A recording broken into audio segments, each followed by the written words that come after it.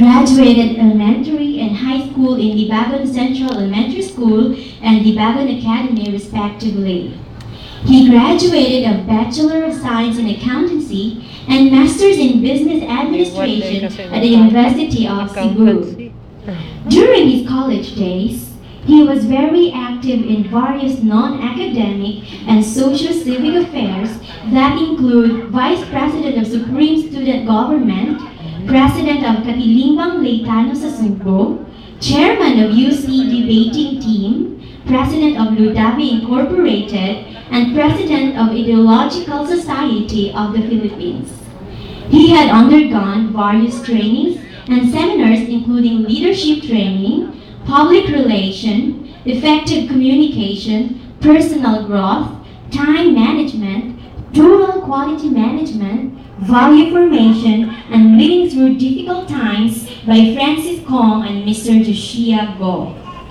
He was a radio news reporter over station DYLA under the leadership, now the Malacanang Press Secretary, Serge M. Rimonde, and TV anchor in the Sky Cable Cebu, Channel 15.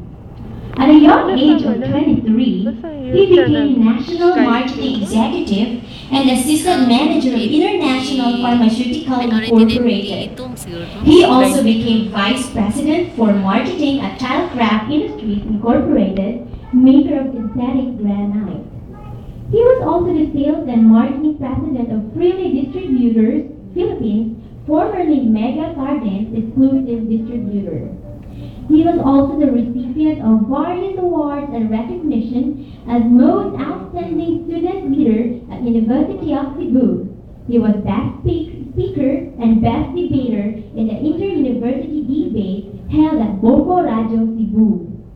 He was awarded by the University of Cebu as an Outstanding Alumni Awardee. In 2006 and 2008, he received National Product Quality Award, and in 2007, Philippines Marketing Excellence Award.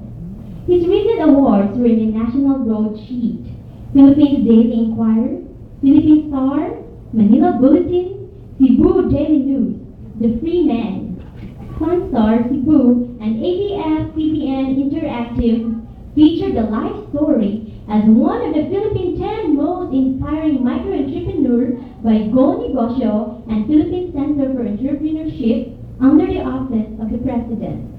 Presently, the General Manager and owner of RMC Marketing Philippines, Rhea Nomi Food Products, and Chief Executive Officer of My Partners International Trade Incorporated. He is also the founding chairman of Cebuano Business Club Incorporated and Lieutenant Senior Grade of the Philippine Coast Guard Auxiliary 201st Squadron. Ladies and gentlemen, please help me welcome our guest speaker, Mr. Ray Indico Caloy. A round of applause, please. Thank you.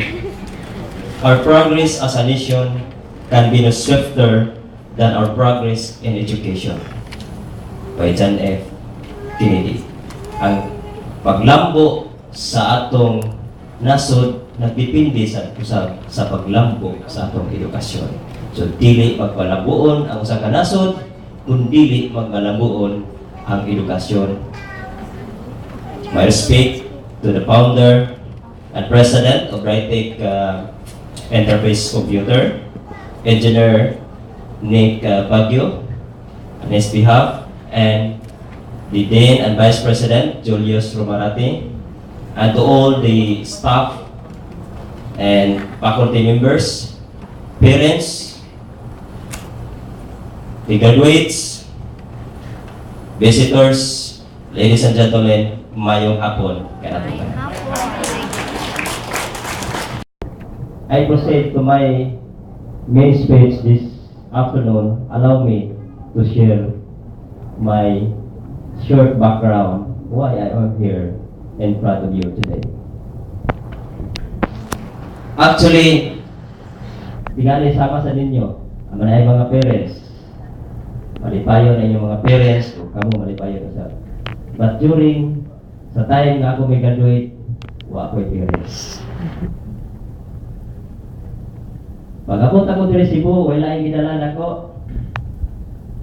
Ipadalahan akong mama o duha ka katulis. Niya, sinina, pinakabuok, o usa ka palisang sapatos. Kunya, pag ukap na ko sa akong bag, ibuong ko nga na may yuta. Ano sa maling sus, plastic? Ano may yuta? Dihay isuwat, di mama dito. Ining yuta pinagabot ni mo dito sa Cebu. Tama kini. Tumbi. First yun yung step sa yuta sa Cebu. Tumbi ni. Kung niya dito kaning mga pulong, managsama na tang yuta. So, akong gituman, wa may bayad. Hantod karon, nagsigi pagyapon ang di ko kalimot. Ngano nga na yun ako dito. So, first nga ko nga ride diri sa Cebu, I landed in Carbon Market. Niya, ug sa Carbon kay pa man mo diha. Nanaman tanan diha. Ang akong amo sa akong i-check. So, nihangyo ko niya nga, sir, pwede ba may eskwela ko? Ayaw sa insect ka, wala ka na problema. O sa man, mo gusto kurso. Ingon sa nga, gusto ko electrical engineering. Kaya akong magawa electrical engineering, masad. Gusto ko parihan yan.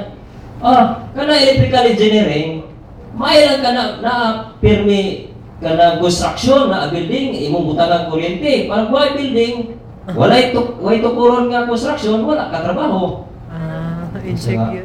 Ba? Unsa di maayo, sir? Ka na maayo ka ng accountancy. Kung sa mga Chinese ba, accountancy yun, accounting. Kaya ka na accountancy, bisan punerarya na accounting. So, sige sir. So, naminaw ko niya. No? Akong ituman ang ihang itambag kay matag kitagod mga ginikanan sa probinsya. Kung unsay atong silingan o katong uyuan mo itong sundon. Di ba? Dong kinahanglan makapitan kas barko o mo eskwela kag mutikal kay ang imong uyuan kapitan. Di ba? Kinahanglan nga makuha kag engineer kay imong uyuan engineer tuwas Riyadh, Saudi Arabia. Mo na atong kuan, mo na atong orientations no sa mga parents. Now, after that, wa ko nagpahibaw sa akong ginikanan nga mo-graduate ako.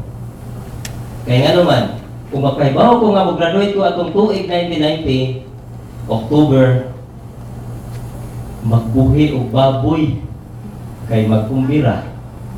Diba?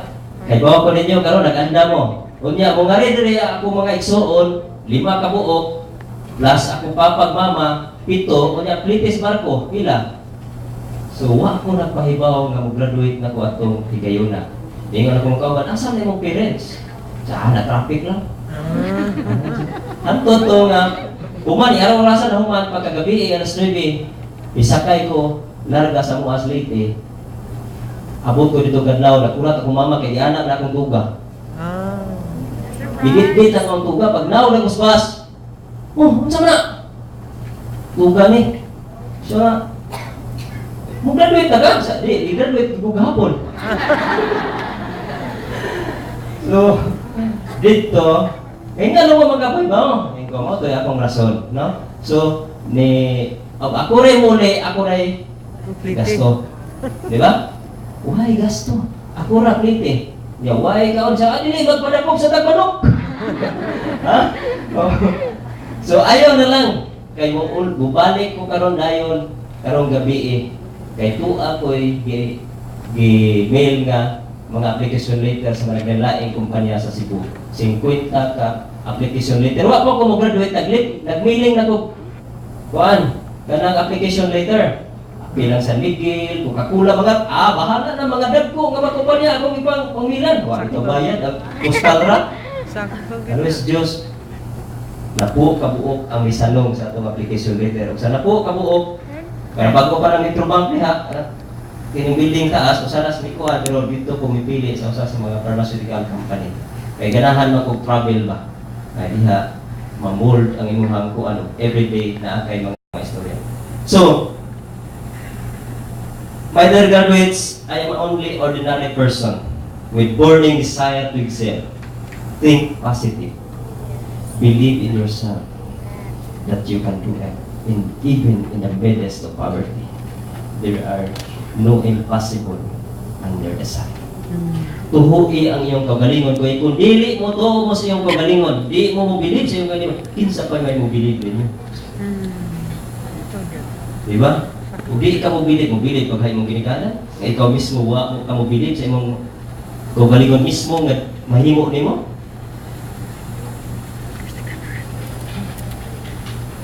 Actually, ladies and gentlemen, time is rapidly changing. Atong i-trace ang economic history sa humankind. Di ba 40,000 years ago, ang mga tao diri sa Pilipinas nagpuyo sa lagok? Di ba? Everybody was even. Walay tato, walay pobre, tanan nagpuyo under the king. Pero unsa kin sa ilahang na sila'y chieftain, na sila'y labaw-labaw. Ang ilang labaw sa tribo, mo yung unang kaon. Yan naghan siya mga asawa. Mo ray nakabintaha atong panahon na. No? And then, as we go along, miligid ang panahon, may evolve, nabugna ang gitawag og the agrarian age. Katong agrarian age, mauto ang mga katawhan nabuhi sa tanong. Kay permiro, nabuhi raman ta sa mga pagpangayam. Neto, di ba, magbahag ang mga tao, mangayam, makakaon na. Karon pangayam, makakaon pa ka.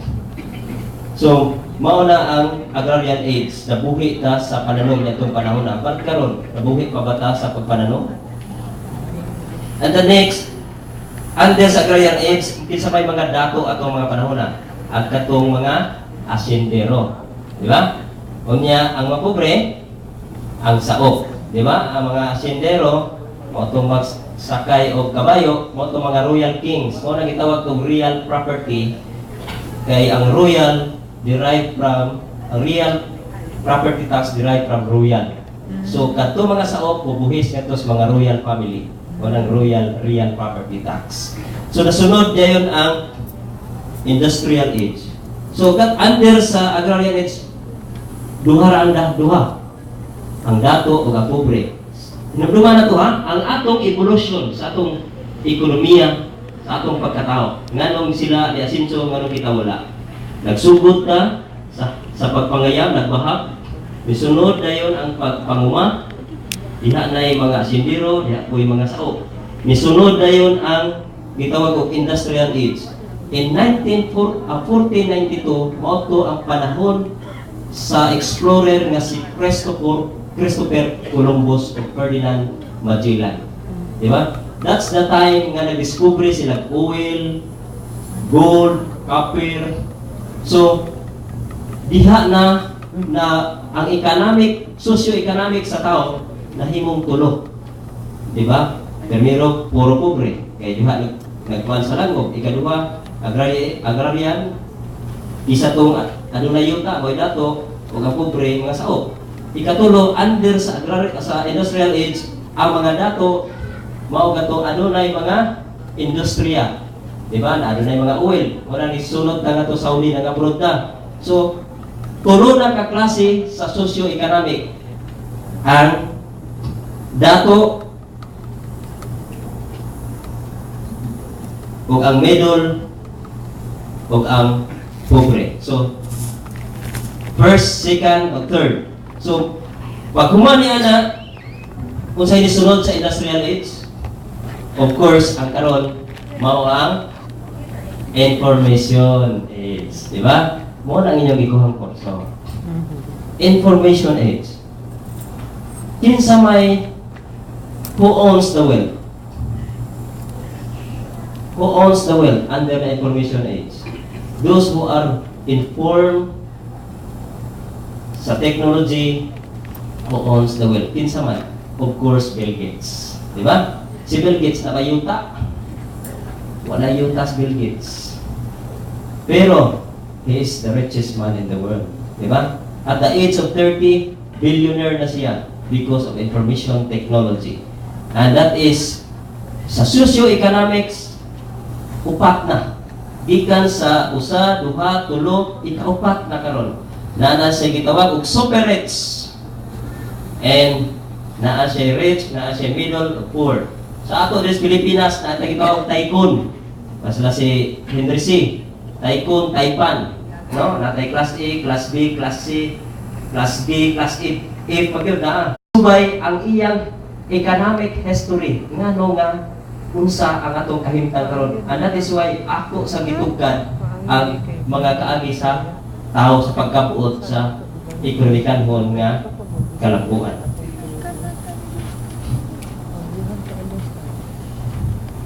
And the next one is the future age is what is? Biotechnology age.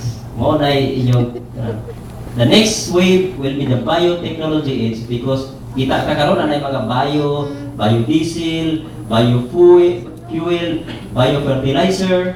Muna na siya musunod na sa nga muuso. So, be prepared ta anak, labi na mga graduates. No? Ang mga biotechnology, that would be the next hit sa atong ekonomiya. God has given us everything to survive. God blessing goes to those who believe Him, coupled with strong faith and action. Remember God, say, you can do nothing without me. Diba? Kanumdo mo dito ni Peter sa dagat, nganingon siya, pinsa ka naglutaw o naglakaw diya sa dagat. Ako kini Peter, ang imo magtutudlo. Kung ikaw na, din palakta ko. Dali, ngari Peter. Lakaw. So nakalakaw si Pedro, wala. Nakalakaw na yun, naunlod, disapwang siya ni Jesus o miingon si Jesus. Pagkakulang mo o pagtuo, Pedro. Diba? We are created in the image and likeness of God. Therefore, we have the power to create things and change it for the better. God said, faith can move mountain. Do you believe it? Ha? Of course, ginoo na ginagayon. Pero, mingon ang mga engineer, we will not only move mountain, but we have to transfer the mountain to the sea. Ang mga engineer, ipanabuan ang iyong ginoo nga ang pagtuo, makapag-irob sa bukid. Mingon ang mga engineer, dili lang makapairob, kung dili, ibadli na mo ang bukid dito sa dagat umaong nahimo nga South Reclamation Area. Diba, dagat pa na niya, gianan nagbarko. Oh, ipatag dito, naghapot sa bukid dito ba, ipatag, ibalhin niya. So, faith can transfer mountain. Yun ana ang pagtuo. By the graduates, maybe 5 years from now, some of you here will be successful. And some might not be triumphant in their chosen field. Pero one of my speaking engagements sa usas mga inani sa graduates yun sa ako, sir, in 5 years from now, yun sa ko, niya, usa naman ka, in 5 years from now, dako na akong anak.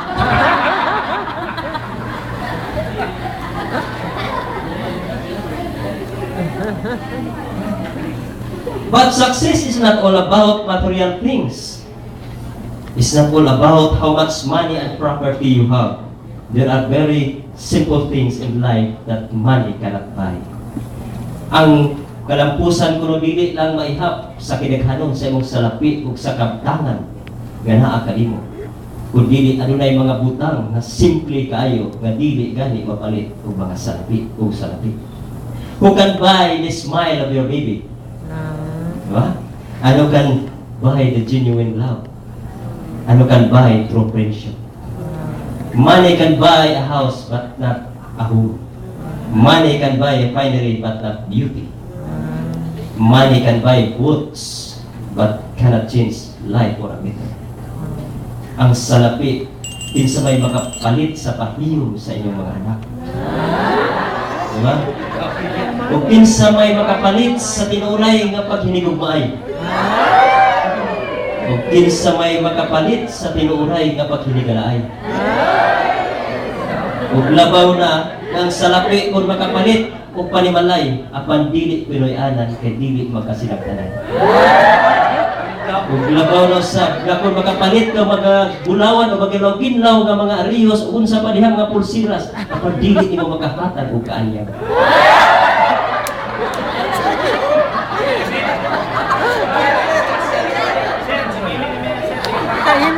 Ang salapi kuno makapalit og butos panahon sa eleksyon o sa pinilian apan dili makausab sa imong dagat sa imong kinabuhi.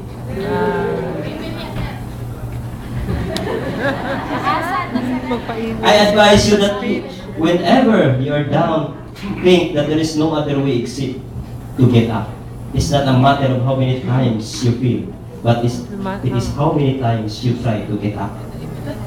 Better try and feel than feel to try. Sa panahon nga kamo mahagsa o mahagba sa inyong gibarugan, walay laing paagi gawa sa baro. Dili na to kwentahon kung kapila mo milampos, ang atong kwentahon kung kapila mo bibangon gikan sa iyong pagkahagba. Mas maayo pa nga misulay ka nga hagba kaysa na hagba ka o pakyas ka sa pagsulay. In every problem, there is a solution. And every solution, there is a problem. Diba? Matag problema, ano na solusyon? Apan matag solusyon, ano na nasilain ng bagong problema ng mutunga. Why? Nga naman. Nga naman. Why? Because you are still alive and kicking. Nga naman, tungod kay buwi pa man ta. So, ano na tayo mga problema? Education makes people easy to live, but difficult to drive. Easy to govern, but impossible to enslave. Ang edukasyon kuno makapahimo sa katawhan nga sayon siya paglumalakon. Apan lisod siya ilaron. Sayon siya paganalhon. Apan lisod siya pagahimuong kulipon.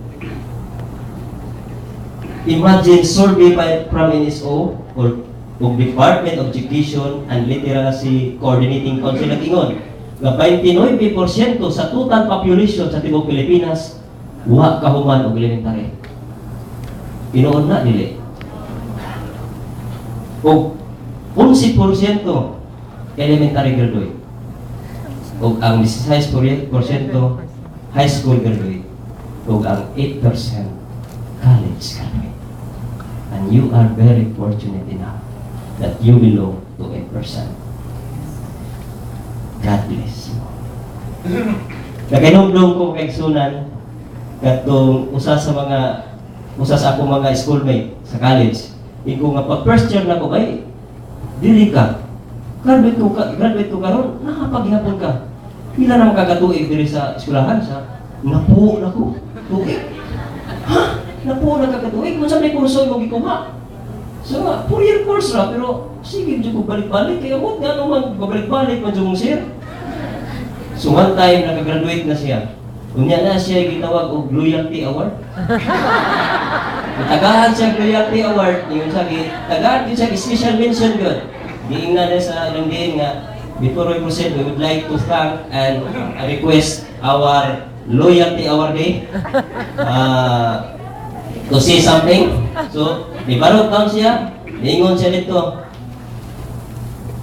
I am very thankful to my alma mater. At least for 10 years of school, graduation.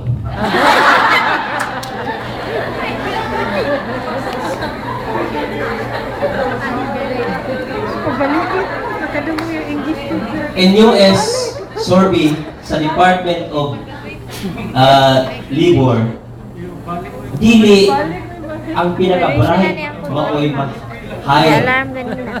Nga naman, ang ila ditong qualification for you to become nga ma-hire sa ilang trabaho, number one nga qualification is your attitude, Ay. values, behavior. Okay. Ang ikaduha, Kana. skills. Okay. Very good. Ang ikatulo, experience. Ug ang ikaupat, educational background. So dili na makaingon nga ikaw wa ka na honor, wa kay paglaom.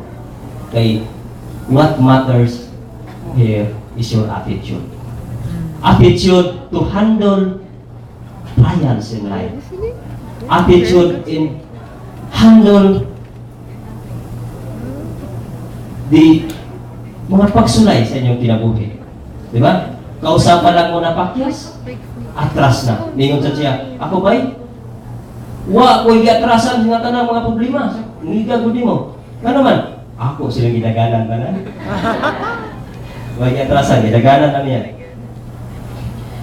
It is a misnomer that graduation is the key to success.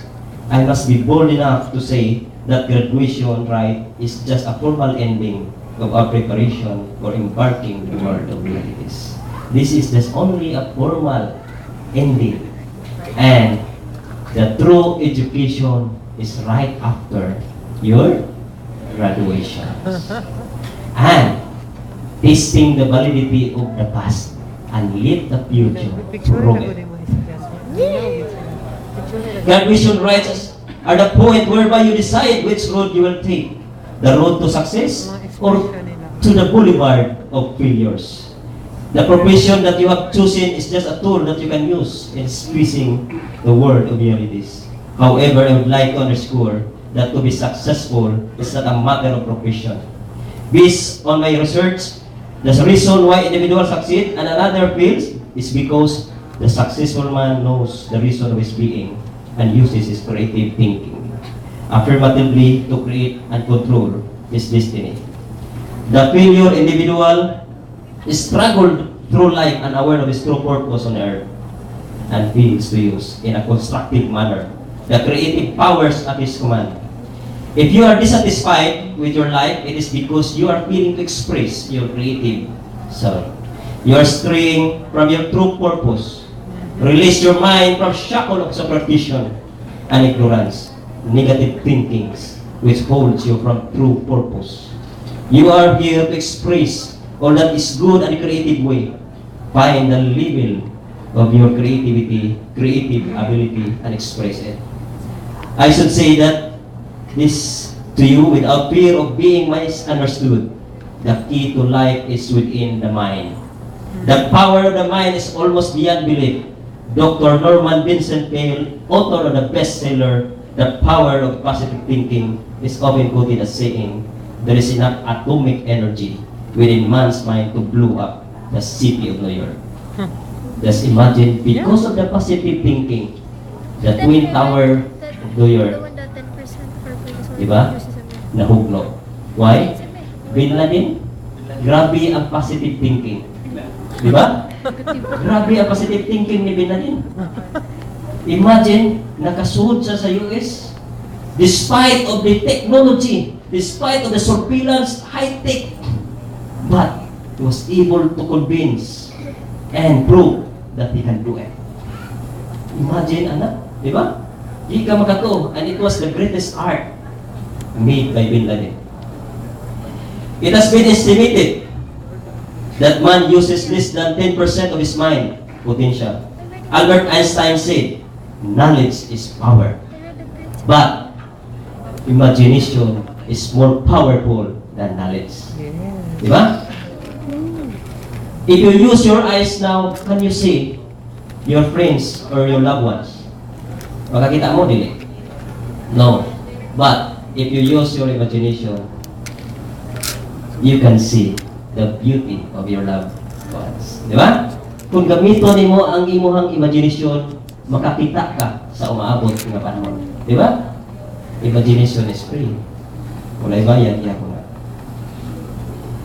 I would also recommend that you have to develop positive and marketable values such as sipag at tiyaga. Di ba? Ano mo natin sana? Di ba? si Mr. Este, Senator Manny Villar, who from rags become one of the billionaires in Asia. Na maligya na siyang pasayan diha sa Kundo. Graduate siya, okay. Pero CPA siya, nagtrabaho ba siya sa usa ka dagko nga mga accounting firm? Wala. Di ba? Look at Chinese people. Kung ninyo, mag-apply mo sa mga atos mga Chinese. And they are abroad here in the Philippines. Ang nga kita mo gawas ta kay mo abroad. Why? Wata ka kita sa opportunity din eh. Wata ka kita.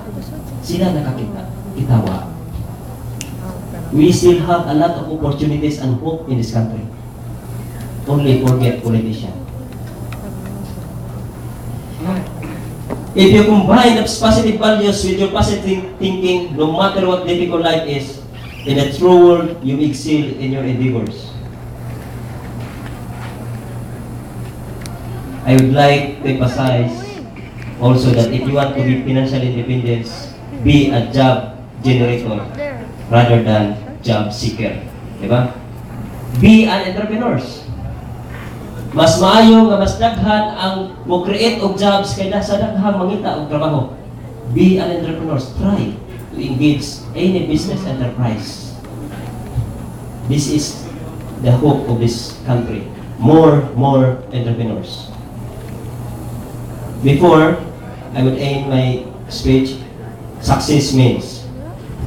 Letter is, memorya ko lang gina ninyo. Dali na ninyo ni mahimduman.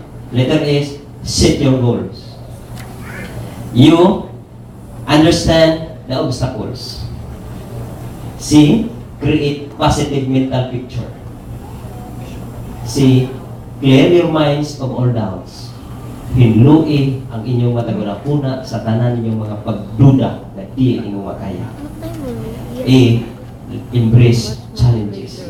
Dawata ang hagit sa kinabuhi. Is stay focus. Ayaw balipanin, uwari ka north, ayaw sa south. And letter is, show to the world that you can do it. My dear graduates, before I end this speech, allow me to share with you a story of an unemployed graduate. An unemployed graduate woke up one morning and checked his pocket. All he had left was 100 pesos.